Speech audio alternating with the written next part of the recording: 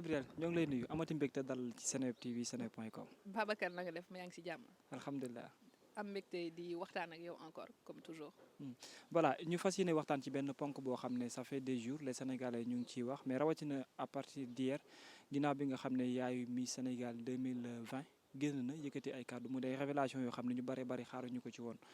alors tey jii boo dégloo li xew lépp ci mbir moomulee ak lu ñëwal wàllum élection Miss ça te fait quoi en tant que féministe. man déjà en tant que mère dama gis yaay buy jooy mu am lu ma metti trop parce que yaay la donc bu ma gisee yaay buy jooy ndax mettit bu ñu teg doomam. defe naa ne foofu c'est la première mooy mettit bi ñu njëkk a war a jooytu mooy loolu. donc ak tiis bi mu àndal ak courage bi mu war a am moom en tant que yaay muy génn di dénoncer loolu.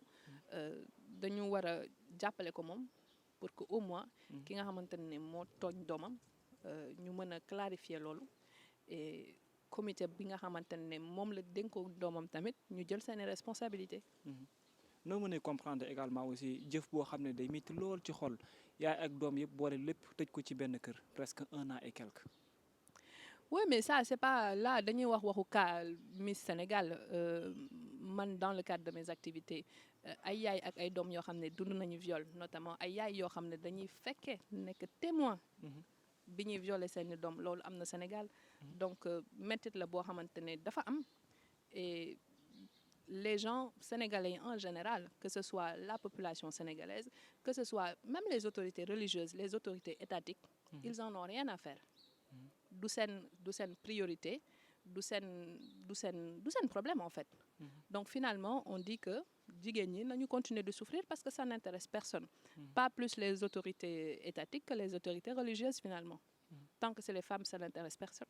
Comment est-ce possible que jigéen dund li ni mel malgré li mën a xew ak lépp on peut comprendre explication yi nga xam ne joxe na ko moo taxoon mu toog mais nu ñu mën a comprendre jigéen bu mën a dëpp loolu moom kese.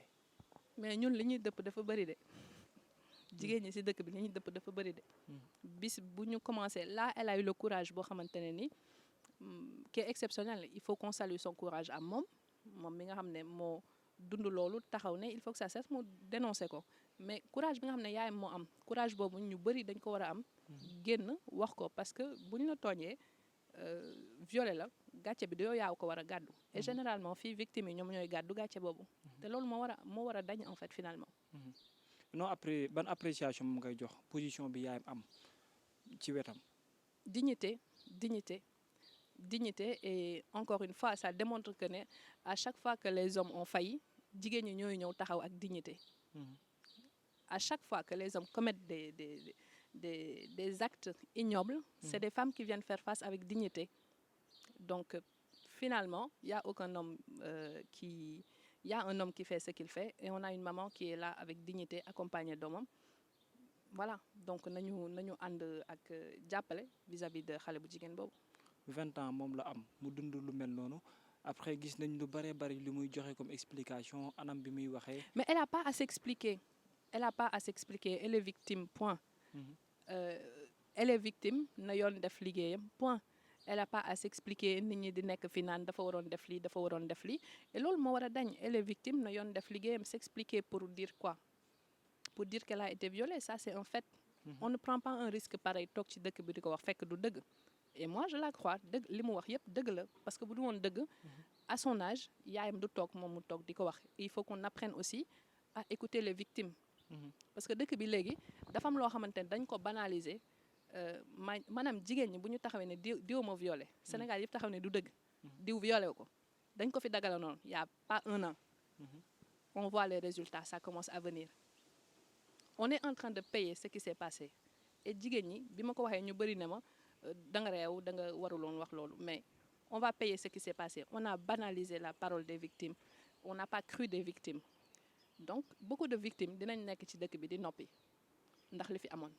lu jëm ci wàllum comité bi organiser affaire élection Miss Sénégal ñu bari léegi dut nañu leen baaraamu tuuma di waxtaan ak ñoom actuellement nii ban regard nga am ci ñoom comité boobu la. irresponsabilité ils sont ignobles ñoom ñëpp parce que ils sont complices parce que dara bu amee déjà il faut qu'il y ait une enquête interne defuñu ko ñoom ñoo toog di ŋaññe xale bu jigéen boobu donc c'est inadmissible. ñoom dans ce cas-là il faut savoir est-ce que sax yëgoon nañu ko aussi. non mënuñu ko ñàkk a yëg boo jëlee doomu jàmbur yóbbu ko fenn tu es responsable de cette personne-là donc ils ne peuvent pas ne pas être au courant loolu mënta nekk dañuy wax ne rek mais ils ne peuvent pas ne pas savoir donc ils savaient. ce qui est de Amina Badiane moom bi nga xam ne moo nekk daanaka ci bopp bi gis nañu réaction par rapport à ce qui s'est passé mu mel ni kuy soofantal wala koo xamante ni nii daanaka des naa jox gëdd bu mag a mag li arrivé xale bu jigéen boobule parce que jàpp na ni peut-être nekkul ci maanaam responsabilité am la mbir mi xewee ban appréciation nga ci am.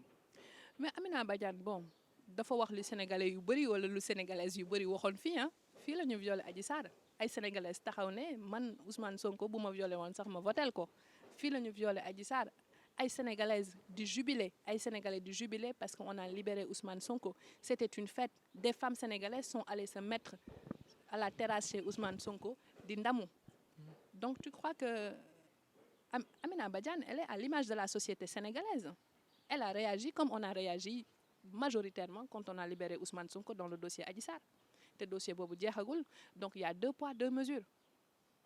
mais on parle de l'affaire Fatou Dione moom mi nga xam ne moo nekkoon Miss 2020 mais Amina Badiane en tant que femme en tant que peut-être je sais pas maman wala mais ku am responsabilité boo xam ne toll na ci dajale ay xale réaction bi ni mel. mais c'est inadmissible c'est inadmissible mais bon qu'est-ce que tu veux faire on a fait pire. mais en tant que femme tey noo gisee moom jëmmam. wala man ay kàddu su ma waxee si moom damay wax loo xamante ne ni moom mën na. non mais il faut nga wax pour que les Sénégalais mën a comprendre. non exactement mais elle est man je suis à 2 doigts de dire que elle est bête elle est tout simplement bête elle ne peut pas avoir ce comportement-là. c'est pas trop parce que nga ne. ma ne est-ce que c'est pas trop le mot. non elle est bête pour ne pas dire conne je suis désolée bu ko neexee mu porte ma plainte mais c'est quoi ces conneries-là. nga toog di wax ci télé bi naan buñ la violé yow la neex dugg na fi génn na fi mais ça se voit qu'elle a aucune empathie elle est bête cette femme-là le mot c'est elle est bête et si c'est ça qui représente ou qui organise le concours Miss Sénégal il ne faut pas oublier que Miss Sénégal c'est une institution ça représente pendant 1 an le pays donc à un moment donné bu dee ñii lañ koy jox ñuy préparer les Miss en termes de culture générale ça veut dire que Amina Badiane elle a de la tête aussi vide elle a la tête vide cette femme-là donc moom mooy organiser Miss Sénégal il faut faire attention à qui on remet quand même l'institution de nos pays. mais est-ce que nekkul ne benn erreur de communication rek moo ko dab est-ce que mënuñu ko jàppee noonu. il y a pas d'erreur de communication c'est que c'est comme ça qu'on réagit dans la société généralement noonu la Sénégalais yi di réagir généralement noonu la jigéen ñu bëri di réagir fii donc elle est à l'image de la société c'est pas que Amina Badiane ñu bëri noonu la ñuy réagir. ñu bëri jàpp ne d'après même des Sénégalais réaction yi ñuy def mooy que ni dafa umpule wala dafa joxul cër wala joxul gëdd ki nga xamante ni mooy jigéen wala des na xam sax lan mooy viol noonu nga ko gisee. non c'est que bu doon moom lañ ko def. du ko wax bu doon moom lañ ko def wala mbokkam lañ ko def. du ko wax mais c'est parce que du mbokkam du doomam et là on fait face à une hypocrisie on fait face à de l'antipathie.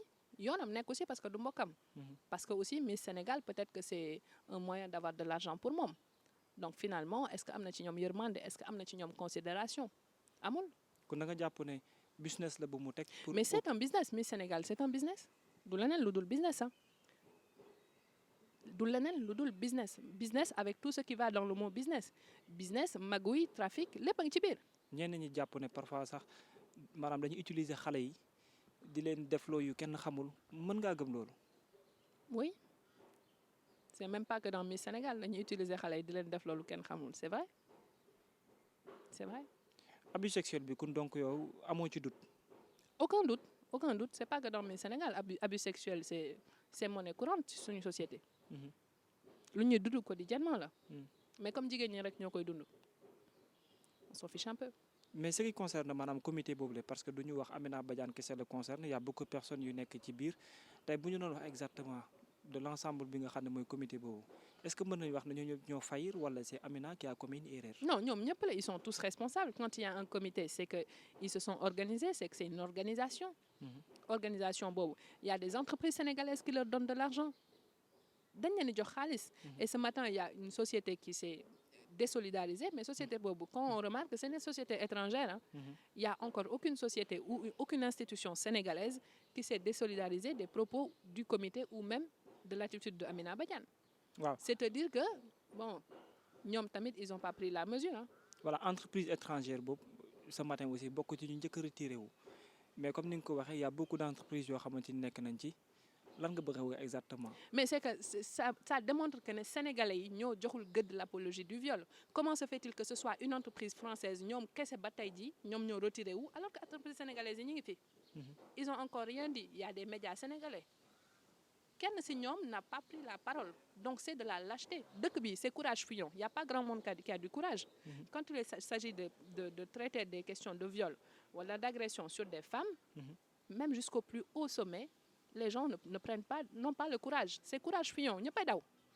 Mais de l'autre côté am na benn requête boo xam ne wàcc na ñëpp dala jàpp ne il est temps pour que le procureur mu autosaisir ci wàllu woowu pour que ñu indi benn l'enquête boo xamante ni pour essayer maanaam édifier wala sax nag ñu mën a xam lan moo xew exactement. Mais c'est une obligation pour le procureur hein, parce que c'est l'image de la femme sénégalaise qui est mise en cause, c'est l'image quand même, c'est limite du proxénétisme. Naka la ñuy organiser concours bi naka la ñuy jëlee ay xale un peu partout dans les régions du Sénégal pour un concours pour représenter la beauté sénégalaise loolu le procureur il doit même pas attendre il aurait dû le faire ce matin à la première heure.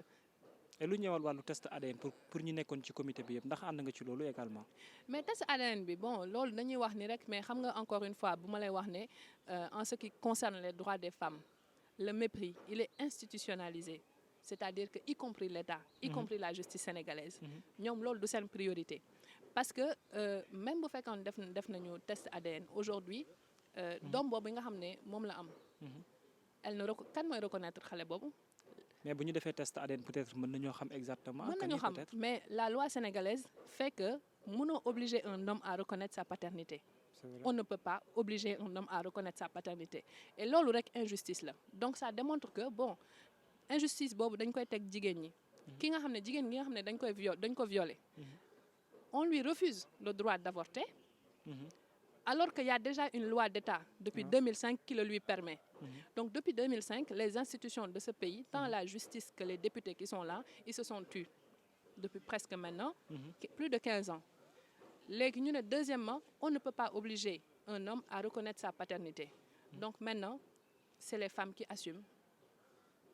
Voilà. C'est quand même injuste. Waaw mais ci benn côté. Non, c'est institutionnalisé, on est d'accord. C'est une institution dans ce pays que les hommes, quand ils ouvrent leur braquette, ils n'assument pas. Quelles que soient les circonstances. Non, mais il ne faut pas généraliser parce non, que parfois je généralise. Aussi... Non, attends. Non, là, c'est dans le cadre d'un viol. Le gars, il n'assume pas, il n'est pas là.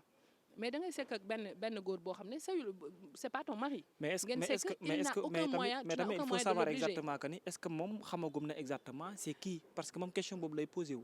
Parce que moom xamul sax exactement même su xamul kooku la elle n'a aucun moyen aujourd'hui juridiquement de l'obliger à reconnaître sa paternité. Kooku bu bañee du mujj fenn même bu xamoon ne kii la du mujj fenn. L'attente des Sénégalais mooy que ñu bari ci ñoom nañu am beneen taxawalin maanaam jéem a soutenir xale bu jigéen bi aider ko.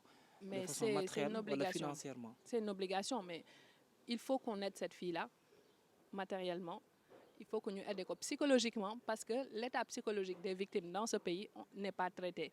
La détresse des femmes, ki nga xam ne dañ la sàkku nga détresse boobu nit ñi dañ koy fàtte wala dañ koy minimiser loolu il faut que ñu soutenir ko moom elle a de la chance mi ngi ak yaayam mi ngi ak papam mi ngi ci famille am et ñun Sénégalais on a aussi l'obligation de la soutenir. Mais je vais faire une sortie ne leen aujourd'hui il faudrait qu'on s'inquiète de Adji Sarr de son état du soutien parce que amul yaay amul mbokk yaayam nekk ko fi pour soutenir ko te elle est dans le même cas de figure peut-être que même plus grave et aujourd'hui personne ne s'inquiète de sa détresse et Dieu sait qu'elle est dans une détresse absolue.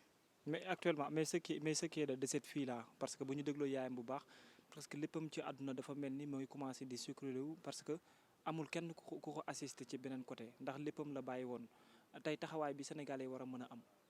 Non, Sénégalais yi nañ ko jàppale mais il faut pas oublier que aussi que l'opinion publique dañu versatile Sénégalais yi duñ ko accompagner toute la vie. Oui, c'est vrai. Sénégalais duñ ko accompagner toute la vie dans une semaine il y aura un autre cas ñu fàtte ko donc la façon d'accompagner c'est d'obliger les hommes bu ñu ëmbalee jigéen ñu assumer bu ñu violer jigéen ñu tëj leen.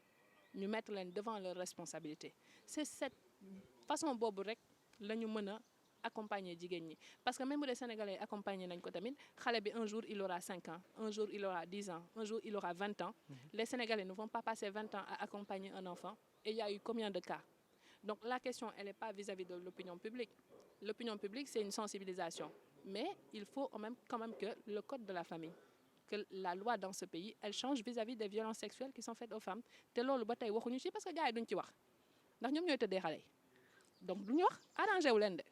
ñu bari déjà waxagum nañ ay waxu pétition ne nañu décider ce qui est du comité bi nga xamante ni moom mooy yëngatu ci wàllum élection Miss ànd nga ci. Non mais en fait man élection Miss bi tout ça machin je pense que c'est même pas un sujet c'est vrai que il faut que qui organise Miss boobu tout ça il faut que ñu def ko mais le vrai sujet c'est agression sexuelle yi ak viol yi naka lañ koy traité que ce soit Miss Sénégal ou que ce soit Aïda ma ca Touba wala Fatou ma ca Tamba que ce soit traité pareil xam nga li ma la wax Aïda ma ca Touba elle a pas la possibilité presse bi ñëpp dégg ko Fatou ma ca Tamba c'est pareil donc il faut aussi que ñu am justice ci ñuy traité cas yi parce que am na ñu bëri ñoo xamante ne ni elles ne sont pas Miss Sénégal elles n'ont pas les moyens am fu ñu ko jooytoo donc la seule façon d'être un peu plus équitable c'est que les lois qui sont votées en faveur des femmes viennent les protéger et pour l'instant on protège pas les femmes dans ce pays hein.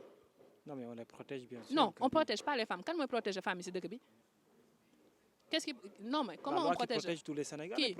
Qui protège tous les Sénégalais dans ce pays? Mais le gouvernement protège tous les Sénégalais. Il a fait quoi le gouvernement? Il a fait quoi le gouvernement pour voté wuñ fi lu ñëwal ci wàllu émancipation mat na déjà. Non, ça c'est du pipeau. Macky Sall fi la taxaw 2018 ne je suis l'ami des femmes. Mais l'ami des femmes, la dernière loi qu'il a fait, c'était en 2012 ou en 2013. Non, c'est pas une question de parité ou de chiffres. C'est une question de mesure. C'est pas une question de chiffres. C'est pas dire on a criminalisé le viol, ñu taxaw fële. Mais attends, les retombées c'est quoi? Criminalisation viol bi tamit nag il faut savoir que ni résultat la bu am solo ci taxawaay maanaam gëdd bi nga xam ne jox nañ ko jigéen au Sénégal également. Non, gëdd, attends, ban gëdd? 2020 lañu criminaliser le viol. Ouais. On a criminalisé le vol de bétail avant de criminaliser le viol. Nga sàcc xar c'était un crime avant nga siif jigéen. Donc c'est dire à quel point. Mais tamit il faut savoir que ni loi bu ci nekk dafa laaj ay paramètres yoo xam ne dañ ko war a mën a àbb peut-être paramètres yi mën na yóbbee mu jël yenn temps yi. On a une loi d'État depuis 2005 qui est là qui permet aux femmes comme Fatoumata là Miss Sénégal qui a été violée d'avorter. Donc il faut combien de temps pour mettre en œuvre cette loi là? waaw mais loolu yëpp ci ay paramètres la. Mais non ay paramètres donc ça c'est-à-dire que la justice est rapide quand ça l'arrange et quand c'est pas les questions des droits des femmes. Il faut le dire aussi hein. Nañu waxante dëgg la justice sénégalaise c'est quand ça l'arrange et quand ça concerne autre chose que les droits des femmes parce que ces messieurs ont autre chose à faire avant que de s'occuper des petites histoires des femmes loolu la rek de du leneen. Alors lu ñëwal comité bi tey jii ndax jàpp nga ni loolu lu ñu war a dakkal la Sénégal l'affaire élection. Non il faut donner xam nga élection Miss Sénégal dans tous les pays du monde il y a une Miss donc c'est aussi prendre un peu plus de sérieux cette chose-là au sérieux et d'arrêter l'amateurisme dëkk bi loo gis amateurisme la. Il faut arrêter l'amateurisme dans cette organisation-là. Le Sénégal doit avoir ses Miss tous les ans, comme dans tous les pays, parce qu'on a aussi quelque chose à défendre en tant que femme sénégalaise. Dañuy continuer ak comité bii nii wala dañuy indi bu bees wala dañuy tas bi wala ban gis-gis nga ci am yow. Mais loolu am na ñoo xamante ne ñoom ñoo ko war a def. Il y a une ministre de la femme dans ce pays et on aimerait bien l'écouter de temps en temps, l'entendre prendre des positions. Parce que parfois on a l'impression qu'on n'a pas de ministre de la femme. Quand il est question des droits des femmes. On a l'impression que le ministre de l'Intérieur, il est aux abonnés absents quand c'est des agressions sur les femmes. Donc dëkk bi am na ñoo xam ne dañ leen takkal ndombal tànk pour ñu am ay responsabilités. Et quand il y a des problèmes, ils sont aux abonnés absents. Donc on ne peut pas profiter des privilèges d'avoir un poste ministériel et de ne pas mettre la main au savon quand il s'agit d'aller faire des choses. Parce que chacun est confortablement installé dans son bureau.